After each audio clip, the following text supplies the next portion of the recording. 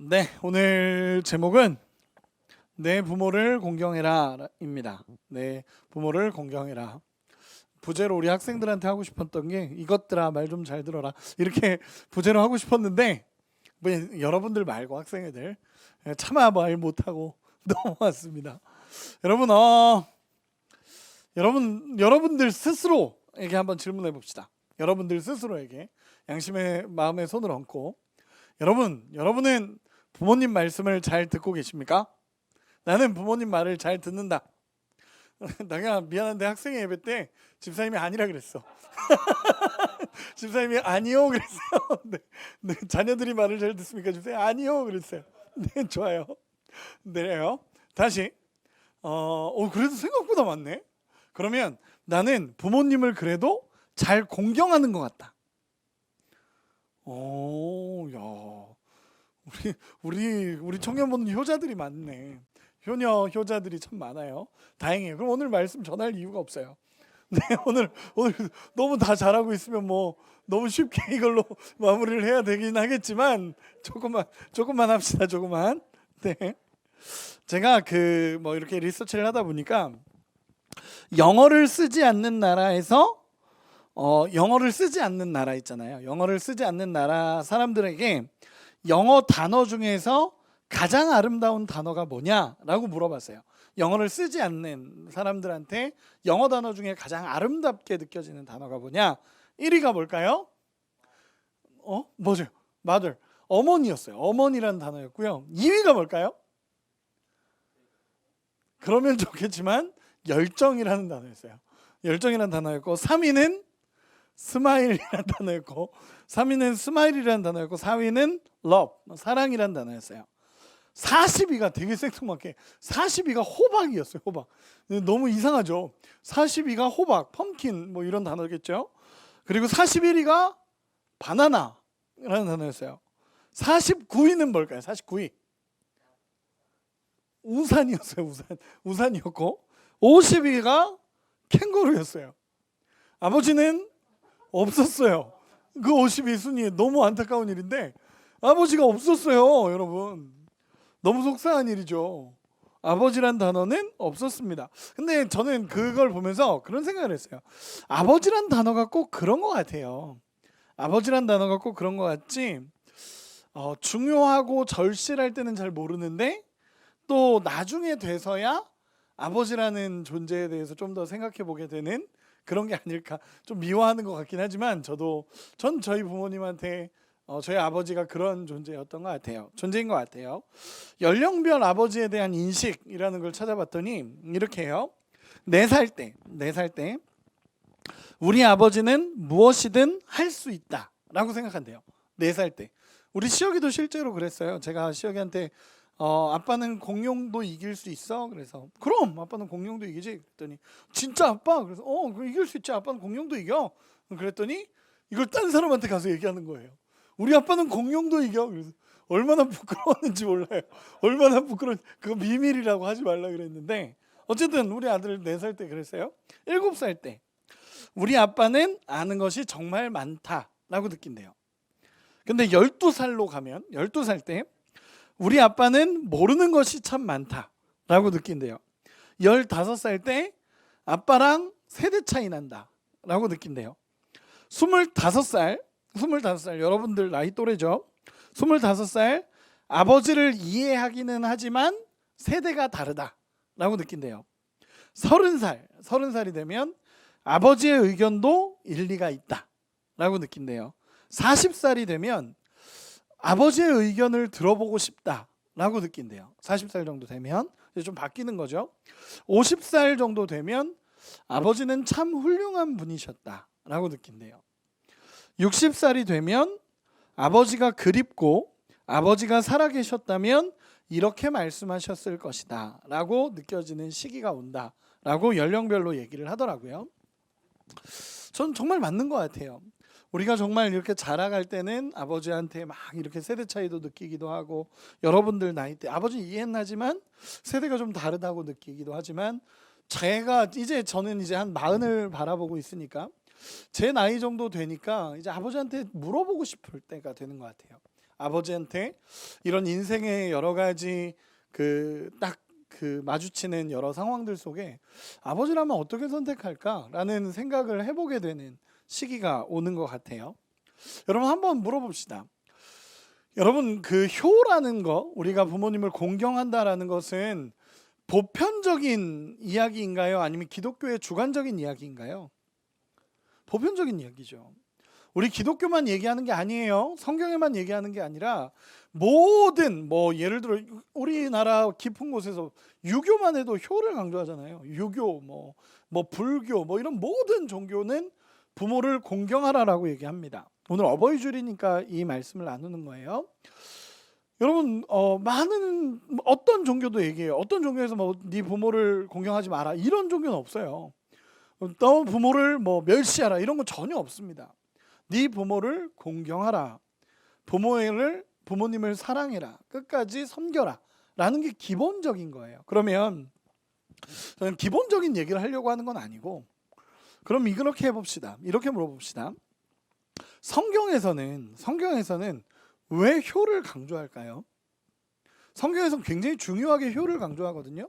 여러분들 다 지금 아까 효자라고 자신 있게 들었는데 여러분들 어머니 아버지도 그렇게 생각하셔야 돼요. 아시겠죠? 여러분만 그렇게 느껴서는 답이 없어요.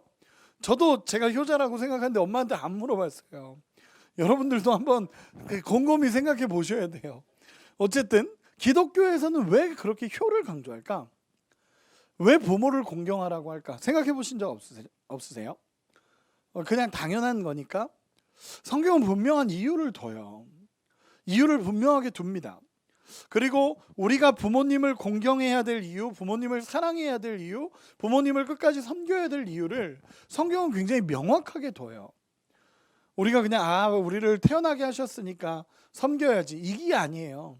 성경은 그 정도 차원에서 얘기하지 않고 성경은 훨씬 더 깊은 곳에서부터 부모를 공경하라 라고 얘기를 해요. 그래서 저는 오늘 그거에 대해서 한 3가지 정도로만 이야기를 해보려고 해요. 그리고 되게 중요한 게 뭐냐면 여러분 한번 오늘은 성경을 조금만 찾아볼게요. 디모데후서 3장 1절 2절 디모데후서 3장 1절 2절을 한 번만 찾아볼게요. 디모데후서 3장 1절 2절 디모데후서 3장 1절 2절을 페이지로 신약성경 345쪽이에요. 신약성경 345쪽 디모데후서 3장 1절 2절 우리 같이 한 번만 읽어보도록 하겠습니다. 3장 1절 2절입니다. 시작. 너는 이것을 알라. 말세에 고통하는 때가 이르러 사람들이 자기를 사랑하며 돈을 사랑하며 자랑하며 교만하며 비방하며 부모를 거역하며 감사하지 아니하며 거룩하지 아니하며. 아멘. 여러분 보세요. 다시 말세가 이르는데 말세의 징조 중에 하나가 뭐냐면 부모를 거역하며라는 거예요. 부모를 거역하며. 굉장히 특이하죠. 우리가 말세, 하나님의 때, 마지막 때가 가까우면 가까울수록 부모를 거역하는 게 징조로 나타난대요. 부모를 거역하게 된대요. 여러분들이 부모님을 거역하고 있다면 여러분들을 통해 말세가 지금 오고 있는 중인 거예요. 이렇게까지 얘기해서 죄송해요. 제가 아는 형님이 중학생 아들을 두고 있어요. 중학생 아들을 두고 있는데 전에 얘기했죠.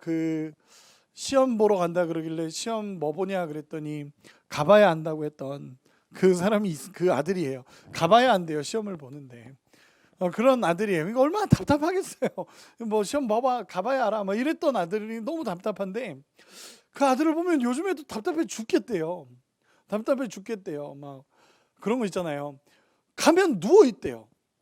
가면 내가 맨날 누워 있대. 그래서 야, 너 왜 이렇게 누워 있냐? 일어나라. 좀 일어나. 그랬더니 방금 누웠다는 거예요. 방금 누웠대요. 야, 너 게임 하고 있길래 게임 좀 그만해라. 방금 시작했대요.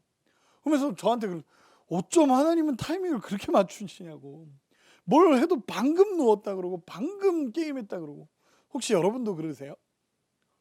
아니죠? 여러분은 효냐니까 그치? 어쨌든 답답해 죽겠대요. 그러면서 좀 저보고도 맨날 너 우리 아들 좀 데려가라. 네가 키워라 라고 하는 형님이 계세요. 여러분 사실 부모 입장도 쉽지 않죠. 그렇죠? 부모가 된다라는 것도 쉽지 않고 부모로서의 역할을 감당하는 것도 쉽지 않아요. 저희 아들, 딸을 보면서도 그렇게 느껴요.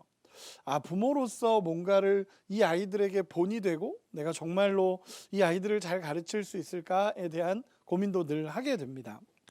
여러분 성경은요 굉장히 중요하게 얘기하는 것 중에 하나가 부모 공경이에요. 근데 부모를 거역하는 게 말세의 징조 중에 하나라고 얘기를 했어요. 그러니까 세대가 가면 갈수록 부모를 거역하는 일들이 계속적으로 일어나겠다라는 거예요.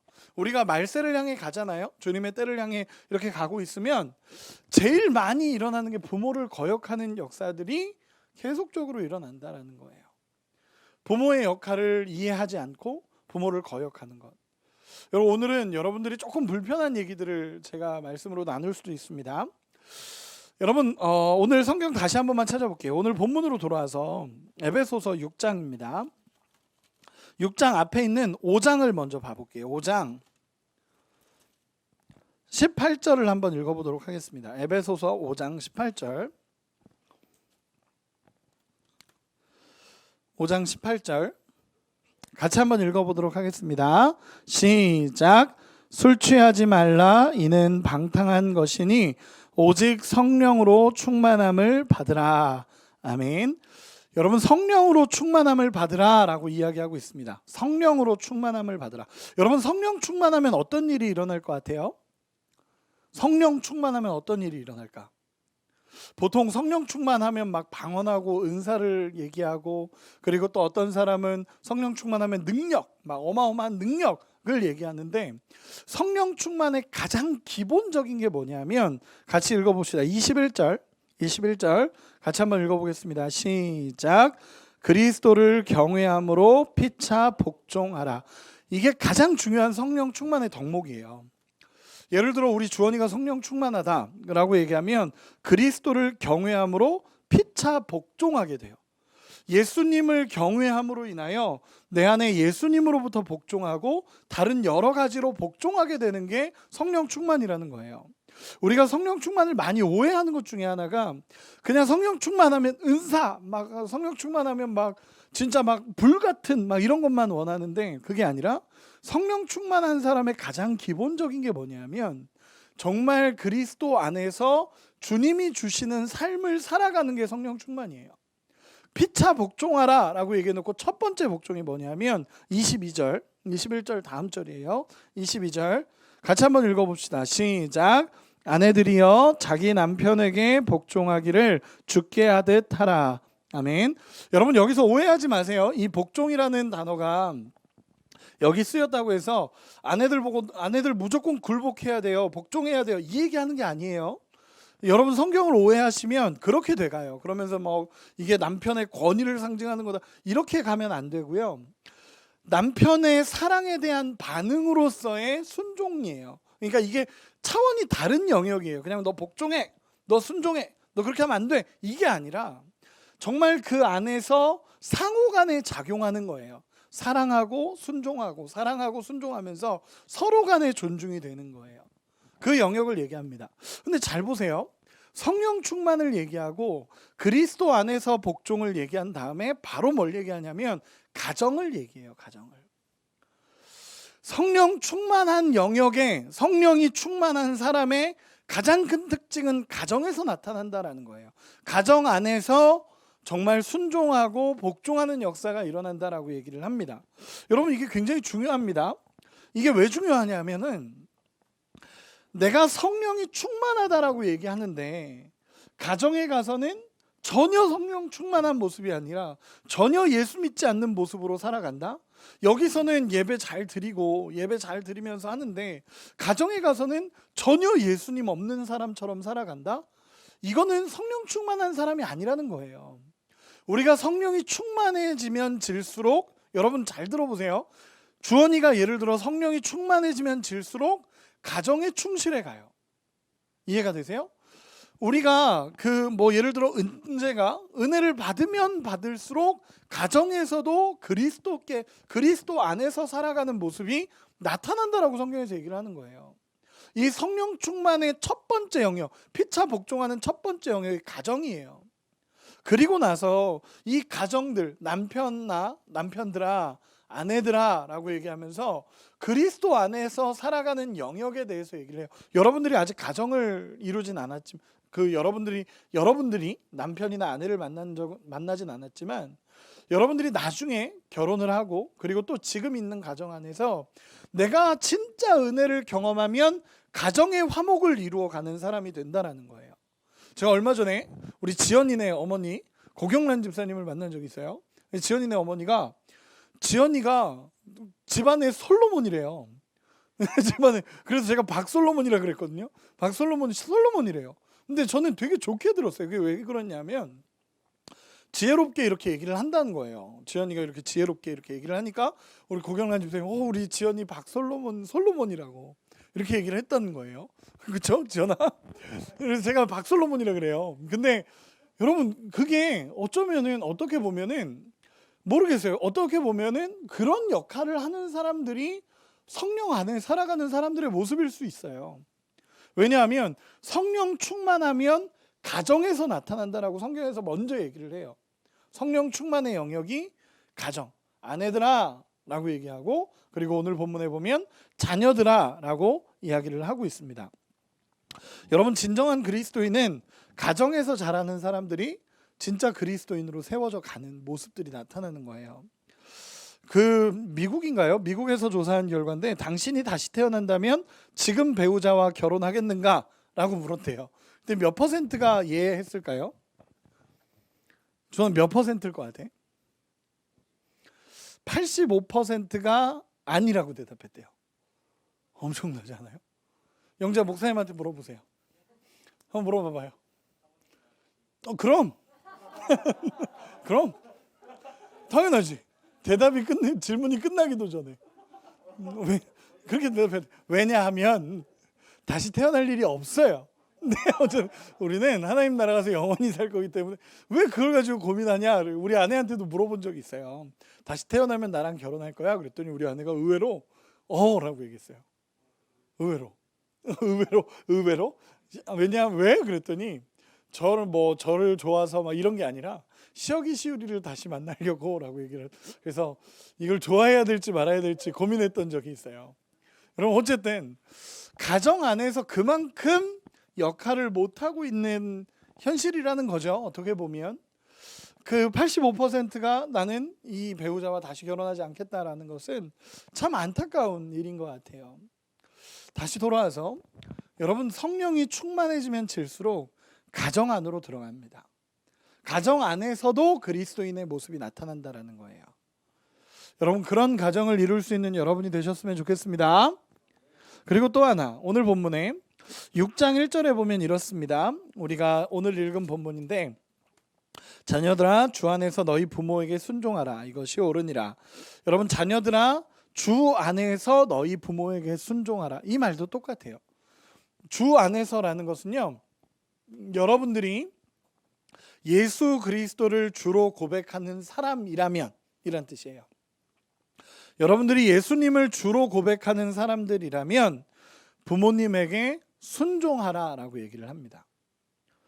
여러분, 놀라운 말씀이에요. 왜냐하면 이 말씀에 굉장히 중요한 의미가 있는데, 이 주 안에서 부모에게 순종하라라는 것은 그 부모님이 예수님을 믿는 부모님이든 안 믿는 부모님이든 상관없어요. 그걸 얘기하지 않아요. 그걸 얘기하는 게 아니라 우리 엄마는 예수님을 잘 믿으니까 우리 엄마 말은 옳으니까 순종해야겠다. 우리 아빠는 예수님을 안 믿으니까 아빠 말이 틀린 경우가 많아. 이렇게 그냥 가는 게 아니라, 일단 기본적인 우리의 마음은 하나님이 말씀하시기를 부모에게 너희가 주 안에 있으면이에요. 부모님이 주 안에 있으면이 아니라 너희가 주 안에 있다면, 너희가 예수 그리스도를 주로 고백한다면 그 부모님에게 순종하라 라고 얘기를 해요. 얼마 전에 제가 가르치는 신학생 한 명이 연락이 왔어요. 연락이 와서 저한테 그런 얘기를 하더라고요. 목사님, 자기가 연애하는 친구가 있어요. 그 친구가 연애하는 친구인데, 그 친구가 연애하는 친구가 남자는 24살이고 여자가 30이에요. 그러니까 연상연하죠. 여자가 30이고 남자가 24이에요. 근데 얘는 이제 여자 같은 경우는 이제 결혼할 나이가 돼가는 거잖아요. 결혼할 나이가 돼가는 거고, 이 남자 같은 경우는 이제 군대 제대한 지 얼마 안 된 친구인 거예요. 근데 연애를 한 지 1년이 넘었죠.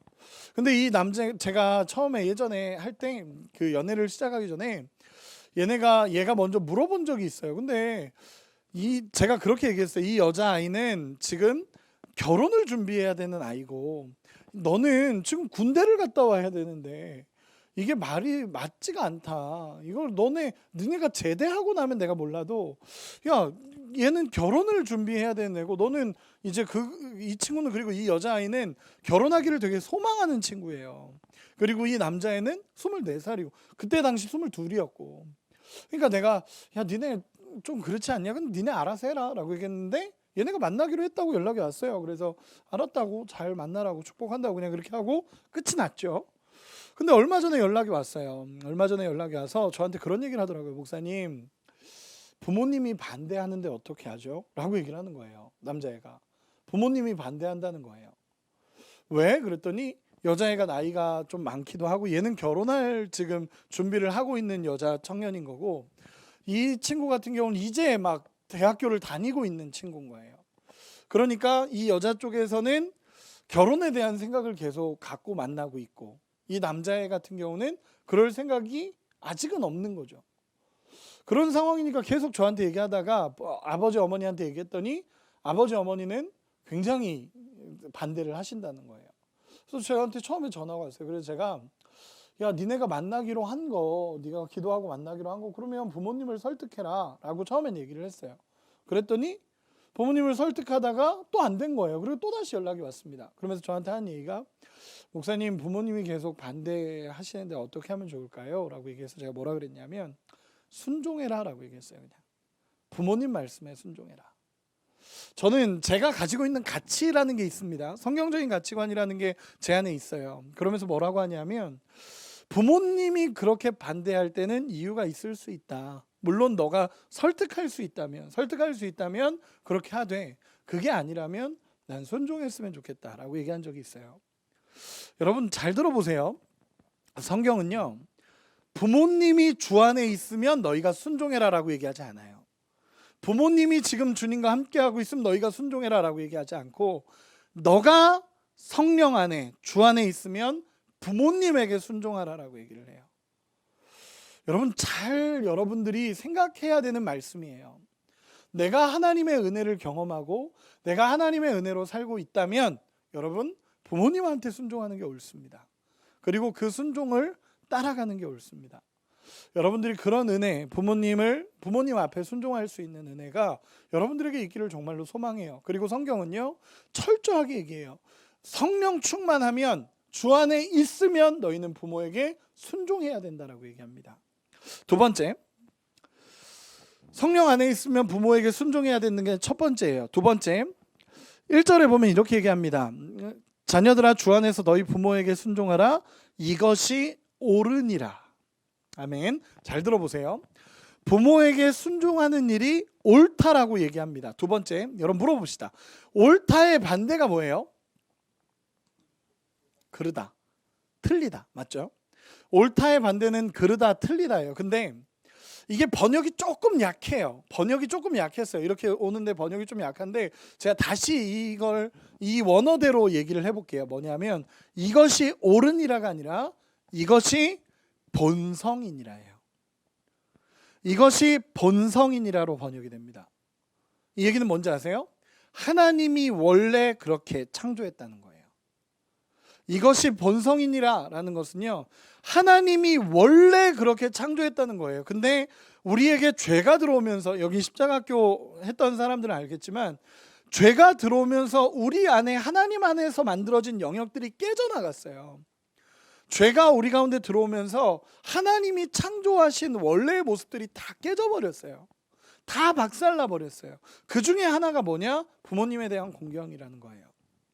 이것이 본성이니라 라고 얘기하는 건 뭐냐면요, 내가 원래 하나님 안으로 들어가면 들어갈수록, 내가 은혜 안으로 들어가면 들어갈수록 우리 안에 새겨지는 본성이 뭐냐? 부모에게 순종하는 본성이 나온다는 거예요. 여러분들 한번 물어봅시다. 여러분들 진짜로 하나님의 은혜를 막 경험할 때가 있잖아요. 하나님의 은혜를 막 경험하고 나면 부모님 앞에 순종하지 않았던 것들이 생각날 때가 있죠. 우리 형제 있고 좋아요. 부모님한테 잘못하거나 부모님한테 워낙 다 잘하나? 워낙 다 잘해요? 지연아 가끔 있지 않아요? 고마워요. 가끔 있어요. 우리가 은혜를 경험하면 부모님이 생각이 날 때가 있어요. 그게 왜 그러냐면 그 생각이 날 때가 있다라는 거예요. 무조건 난다는 게 아니라 그게 뭐냐면 원래 우리에게 만들어주신 하나님의 성품이라는 거예요. 부모님을 공경하고 부모님을 사랑하게 만든 게 하나님의 원래 성품이라는 거예요. 그래서 이것이 본성이니라라고 얘기를 합니다. 이것이 본성이라는 거예요. 여러분 이걸 잘 이해하셔야 됩니다. 예수님께서 십자가에서 죽으시기 전에 마지막 십자가에 달리셔서 요한에게 그렇게 얘기하죠. 마리아를 가리키면서 요한아 네 어머니라 라고 얘기해요. 부탁한다라는 거죠. 십자가상에서도 예수님께서 나의 어머니를 부탁한다라고 얘기합니다. 이 얘기는 뭐냐면 여러분 백성들이 순종해야 될 영역이기 때문에 예수님 마지막까지 얘기하시는 거예요. 부모님의 공경에 대한 것, 부모님의 순종에 대한 것은 그리스도의 성품입니다. 여러분 그리스도의 성품이에요. 예수님의 마지막 말도, 마지막의 십자가상에서의 말도 부모님에 대한 사랑의 표현을 예수님께서 하십니다. 여러분 정말 지금 두 가지를 얘기한 거예요. 첫 번째는 내가 성령 충만하면 충만할수록, 은혜를 경험하면 경험할수록 부모님에 대한 공경은 우리 마음속에 새겨져야 된다는 거예요. 두 번째, 내가 하나님의 은혜를 경험하면 경험할수록 순종이라는 건 자연스러운 성품이 된다는 거예요. 내가 부모님을 사랑하게 되는 건 자연스러운 성품이 된다는 거예요. 내가 지금 부모님하고의 관계가 너무 안 좋다. 내가 혹시 부모님하고 너무 관계가 틀어져 있다라고 본다면 여러분 다시 한번 나의 신앙 또한 돌아보셔야 돼요. 제가 여러분들의 사정을 알고 얘기하는 거 없습니다. 제가 여러분들이 어떤 사정을 갖고 있는지 몰라요. 그런 거 알고 얘기하는 게 아니라 그냥 말씀으로 여러분들이 혹시 부모님하고의 관계가 자꾸 틀어지고 뭔가 문제가 생기고 자꾸 안 된다면 여러분들의 믿음의 영역까지도 돌아보셔야 돼요. 내가 정말 부모님을 공경하는, 부모님하고 약간의 텐션 이런 거 말고 내 마음 자체가 부모님에게 순종하는 마음이 사라져가고 있다면 여러분 그건 믿음의 영역을 돌아보셔야 돼요. 그리고 마지막으로 십계명에서 보면 그 6장 2절 제가 읽어드리겠습니다. 2절 3절 내 아버지와 어머니를 공경하라. 이것은 약속이 있는 첫 계명이니 이로써 네가 잘되고 땅에서 장수하리라. 아멘. 여기서 공경하라는 의미는 사전적으로 보면은 공손히 받들어 모시라는 거예요. 부모님을 정말 공손히 받들어 모시는 것을 공경하라라고 표현을 합니다. 여러분 그러면서 약속이 있는 첫 계명이 부모님을 공경하라라고 얘기를 했습니다. 여러분 10계명에 여러분들에게 한번 문제를 내봅시다. 제가 학생회 때 얘기한 사람들 말고요. 물어봅시다. 10계명 중에 네 부모를 공경하라라는 계명이 있죠? 몇 계명일까요? 6. 5입니다. 네, 좋아요. 5계명입니다. 5계명. 5계명 안에 5계명이 내 부모를 공경하라입니다. 그런데 여러분 잘 들어보세요. 1계명에서 10계명에 1계명에서 4계명까지는 하나님에 대한 거예요. 하나님에 대한 공경을 얘기합니다. 5계명부터 10계명까지는 인간에 대한 부분이에요. 인간에 대한 부분들. 인간에 대한 서로에 대한 부분입니다. 근데 그 계명 중에 첫 번째가 뭐냐? 네 부모를 공경하라입니다. 그런데 굉장히 중요한 약속을 하나님이 하세요. 우리 한 구절만 마지막으로 찾아봅시다. 출애굽기 20장. 출애굽기는 쭉 앞으로 가셔야 됩니다. 창세기 출애굽기예요. 출애굽기 20장입니다. 출애굽기 20장 12절.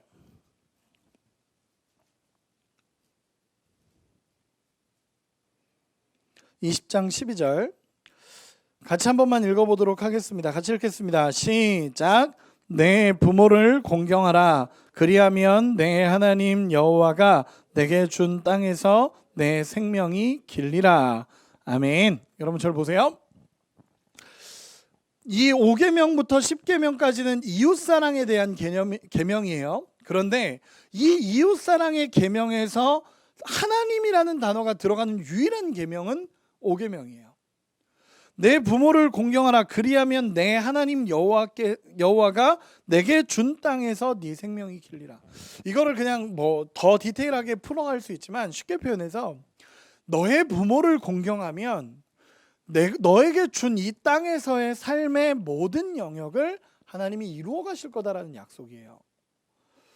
여러분 정말로 하나님께서 말씀하신 거예요. 너가 부모를 공경하고 정말 부모님을 사랑하고 부모님을 공경하면 이 땅에서 하나님이 이루고자 하시는 일들을 이루어 가겠다라는 거예요. 여러분 굉장한 영적인 원리입니다. 나는 부모님을 공경하는 건데 하나님은 그 공경하는 모습을 보면서 내가 준 땅에서 네 생명이 길리라. 너의 모든 영역을 하나님이 이루어 가시겠다라는 약속이에요. 여러분 저는 오늘 어버이 주일이잖아요. 어버이 주일이라서 성경에서 효에 대해서 부모님 공경에 대해서 어떻게 얘기하고 있는지를 설명하는 거예요. 말씀으로 나누는 거예요. 그런데 이 말씀을 나누다가 저도 깨닫게 되고 여러분들에게도 알려드리고 싶고 같이 말씀을 나누고 싶은 게 뭐냐면 우리가 그리스도인으로 살아가면 살아갈수록 부모님에 대한 순종과 공경은 의무가 된다는 거예요. 그리고 그게 당연한 영역이 된다는 거예요. 여러분 이 말씀을 들으면서 찔리는 사람도 분명히 있을 거라고 생각해요. 우린 다 효자고 효녀라고 생각하지만 부모님도 그렇게 생각하셔야 되고 일단 부모님도 그렇게 생각하셔야 되고 그리고 내가 할 수 있는 많은 영역 안에서 정말 최선을 다해 부모님을 공경하는 것 역시 신앙의 한 부분이라고 성경은 얘기하는 거예요. 그냥 단순히 우리가 행동할 지침을 주시는 게 아니에요. 이것은 신앙의 영역이라는 거예요. 믿음의 영역이라는 거예요. 내가 부모님을 공경하는 것은 믿음의 영역이고 우리가 진짜 그 공경함을 통하여 부모님을 공경함을 통하여 하나님을 사랑하는 법을 배워가는 영역이라는 거예요. 말씀을 정리해 볼게요. 여러분 잘 들어보세요. 하나님이 이 땅에 우리에게 부모님을 주셨어요. 그리고 그 부모님을 통해 우리가 태어나게 되고 생명을 얻게 되었습니다.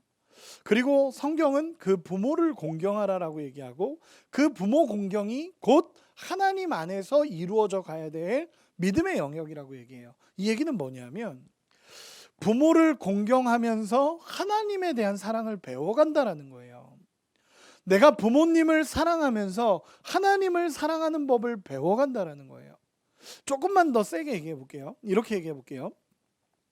보이지 않는 하나님을 사랑한다고 하면서 보이는 부모님을 사랑하지 않는 것은 말도 안 되는 일이에요. 반대로 보이는 아버지 어머니를 사랑하지 못하면서 보이지 않는 하나님을 사랑한다는 건 말도 안 되는 거예요. 정말 말도 안 되는 거예요. 저는 이 땅에서 삶이 잘 되는 사람들도 많이 봐요. 제가 이제 청년 사역을 한 10년 정도 지금 10년 이상 하고 있으니까 이렇게 사역을 하다 보니까 그 청년들이 정말 하나님 안에서 잘 되어져 가는 친구들도 보게 돼요. 그러면서 많은 영적인 원리들을 저도 깨달아가는 과정에 있어요. 제가 나이가 더 들면 또 다른 영역들을 깨달아가겠죠. 그런데 진짜 부모님을 섬기고 사랑하고 이런 친구들을 하나님이 책임져가는 것을 때로는 봐요. 여러분들에게 그래서 제가 자신 있게 얘기할 수 있는 영역인 거예요. 부모님을 섬기고 사랑하는 사람들, 그 사람들의 인생을 하나님께서 끌어가시겠다는 약속이 10계명 안에 이미 이루어져 가요. 여러분 정말 하나님을 사랑하고 부모님을 사랑하고 섬길 수 있는 우리가 되기를 소망합니다. 제가 때로는 청년들하고 이렇게 상담하다 보면 부모님에 대한 상처가 있는 친구들도 참 많이 봐요. 정말이에요. 때로는 보게 돼요. 그리고 제가 호주에 있을 때는 부모님의 상처 때문에 도망 온 친구도 봤어요. 부모님 때문에 도망 왔고 그래서 정말 그곳에서 살면서 평생을 보지 않겠다라고 이야기하는 사람들도 때로는 봐요. 청년들의 이야기를 들어보면 그게 죄송해요 이렇게 표현해서 부모가 어떻게 그럴 수 있냐라고 생각되는 사람도 사실 있어요. 사실 있어요. 그런데 저는 그냥 원칙을 얘기하는 거예요. 그런 영역이 없다라는 게 아니에요. 때로는 진짜 부모가 어떻게 저럴 수 있어? 라고 하는 거 주변에서도 우리 보잖아요. 너무 많은 걸 보게 되잖아요. 뉴스를 봐도 그렇고 너무 끔찍한 일들도 많잖아요. 알고 있어요. 알고 있고 전혀 모르고 원칙만 얘기하는 게 아니에요. 알고 있어요. 그런데 우리가 성경에서 말하는 원칙들을 잘 생각해 봐야 돼요. 그 부모가 주 안에 있으면 너희가 순종해라가 아니라 너희가 성령 안에서 주 안에 있으면 부모에게 순종해라 라고 얘기하고 부모를 공경해라. 무조건 잘못되어 있는 것을 무조건 강조한다고 내가 무조건 들으라는 그런 영역이 아니에요. 여러분, 그런 영역을 얘기하는 게 아닙니다. 부모를 사랑하고 공경하라라는 거예요. 제가 예전에 한번 이야기한 적이 있을 거예요. 제가 호주에 있을 때 어떤 한 친구가 저랑 굉장히 친밀하게 지냈었어요. 청년 남자인데 우리 가정이랑 엄청 친했어요. 엄청 친했고 그 친구가 이제 그 갈 곳이 없어서 우리 집에서 데리고 살기도 했었어요. 우리 집에서 데리고 살기도 하고 같이 살기도 하고 막 그랬던 청년이고 워낙 반듯한 청년이에요. 근데 이 친구가 호주에 있을 때 아버지에 대한 상처가 엄청 많았거든요. 아버지에 대한 상처가 엄청 많았고 굉장히 힘든 친구였어요. 근데 그 친구가 어느 날 갑자기 막 애가 정신을 못 차리고 있는 어떤 한 전화를 받았는데 막 손을 벌벌벌 떨고 손을 막 벌벌벌 떨고 어떻게 해야 될지 몰라가지고 막 왔다 갔다 하고 있는 애를 봤어요. 그래가지고 얘한테 야, 왜 그래? 무슨 일 있었어? 무슨 일이야? 그랬더니 얘가 하는 얘기가 아버지가 돌아가셨다는 거예요. 아버지가 돌아가셨다고. 그래서 왜? 그랬더니 모르겠어요. 지금 너무 정신이 없어. 교통사고 났다는 건지 뭔지 모르겠다고 한국 들어가야겠다고. 그러고는 한국에 바로 들어갔어요. 그날 빨리 해가지고 들어갔죠. 근데 들어가서 얘가 이제 연락이 안 오고 있으니까 저도 긴장하죠. 왜 그랬나 그러고 있는데 그 친구가 호주로 돌아왔어요. 한국에서 돌아와서 저한테 하는 얘기가 되게 끔찍했어요. 어떤 일이었냐면 뉴스에나 나오는 일이었어요. 어떤 사람이 가다가 뺑소니를 치고 간 거예요. 그 아버지를. 근데 아버지랑 아는 사람이었대요. 아버지랑 아는 사람이 뺑소니를 치고 가버린 거예요. 근데 그 아버지는 그 자리에서 막 돌아가신 게 아니라 살아 계셨어요. 살아 계셨는데 그 뺑소니 사고로 그냥 가버렸다 보니까 이 사람이 아예 그 아버지가 또 어떤 조치도 받지 못한 거죠. 그러고 계속 계시다가 돌아가신 거예요. 얼마나 끔찍해요. 그 친구가 거기 갔다 오더니 거의 반 정신이 나갔었어요. 거의 반 정신이 나갔었어요.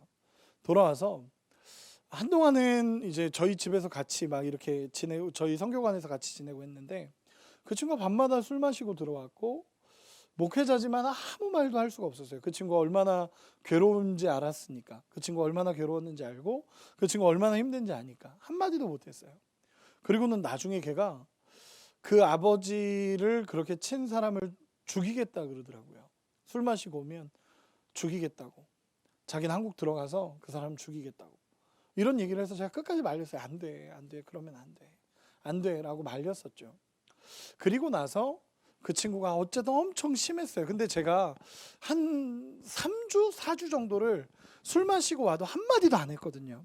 근데 그러다가 마지막에 그 친구에게 한마디 했어요. 뭐라 그랬냐면 은호라는 친구거든요. 은호라는 친구인데 은호야 그래도 용서해야 되지 않겠니? 근데 제가 잘못 얘기한 거죠. 그렇게 상처받아 있는 친구에게 그렇게 얘기하면 안 되는데 제가 한 달 정도를 그 친구를 지켜보다가 그 친구가 매일매일 그 사람 죽여버리겠다고 막 이러고 있으니까 저한테 와서 술 취해서 목사님 그 사람 죽여버릴 거야 막 소리 지르고 막 이러니까 제가 마지막에 그래도 은호야 용서해야 되지 않겠니? 라고 했다가 은호가 절 떠났어요. 사실 은호가 저는 목사님하고 이야기하고 싶지 않습니다. 그러면서 떠나게 됐어요. 그리고 나중에 돼서야 관계가 회복이 됐어요. 나중에 돼서야 그 친구는 저를 떠났고 그 친구를 한동안 보지 못했고 그리고 나서 나중에 돼서야 그 친구가 연락이 와서 한번 만나고 싶다고. 그리고 나서 그 친구를 마지막에 만났어요. 그리고 났는데 그 친구가 그런 얘기를 하더라고요. 목사님의 그 말이 뭔지는 알지만 제가 아버지를 사랑했던 마음들, 아버지에 대한 상처도 있었지만 그래도 아버지를 사랑했던 그 마음이 목사님의 말을 듣는 순간 너무 서운하게 느껴졌다는 거예요. 너무 서운하게 느껴졌고 그래서 목사님을 이렇게 떠나게 됐다라는 얘기를 하면서, 그리고 잘 풀게 됐죠 나중에는. 근데 그런 생각을 했었어요. 그렇게 상처받았던 아버지였고 그렇게 어려움이었던 아버지였지만 그 마음 깊은 곳에는 그래도 아버지를 정말 사랑하는 마음이 있구나 라는 생각을 했었어요. 여러분, 저는 이렇게 생각해요. 생각보다, 여러분 미안해요, 여러분들이 지금 여러분들에게 여러분 나이에 해야 될 얘기는 아닌 것 같지만, 여러분 생각보다 부모님과 함께 있는 시간이 길지 않아요. 요즘에 저는 많이 느껴요.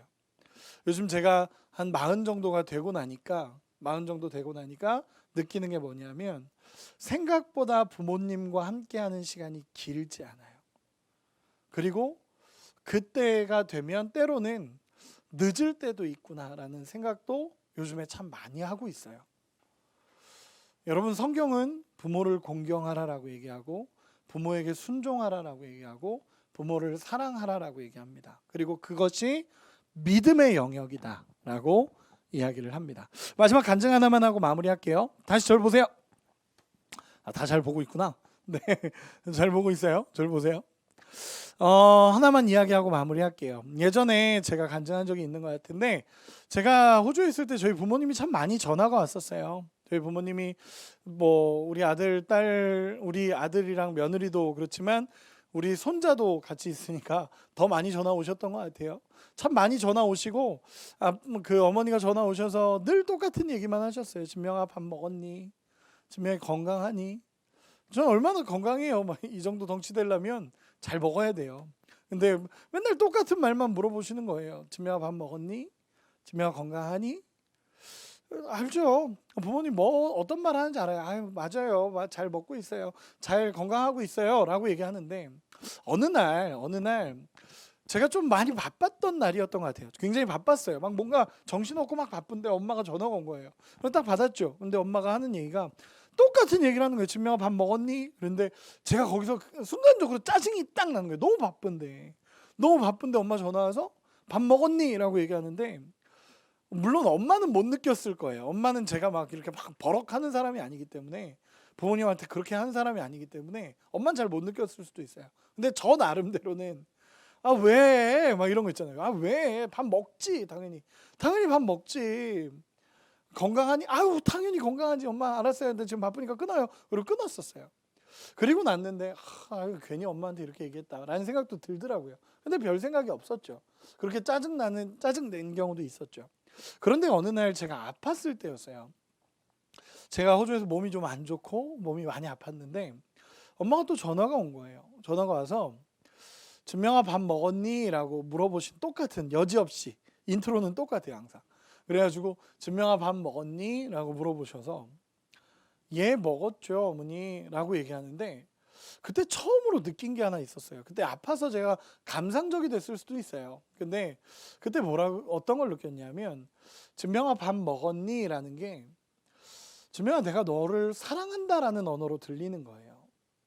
진명아, 내가 너를 사랑하고 있고, 진명아, 내가 너한테 관심이 있고 너를 정말 여기서도 기도하고 있다라는 언어로 들리는 거예요.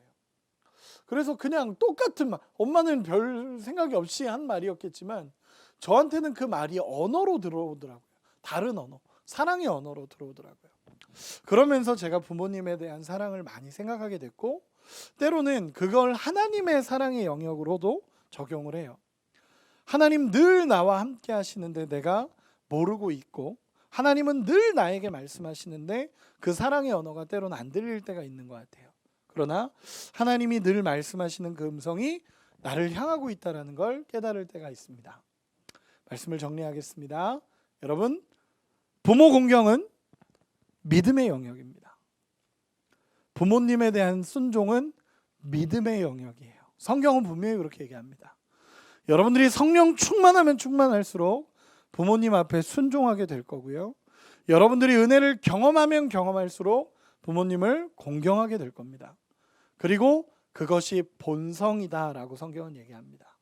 그리고 마지막으로 여러분들이 순종할 때 하나님은 이 땅에서 하나님의 영역을 펼쳐 가십니다. 영적인 원리예요. 부모님 앞에 순종하시고, 오늘 특별히 5월 8일이잖아요. 저도 아직 부모님한테 연락 못 드렸거든요. 그 주일이다 보니까.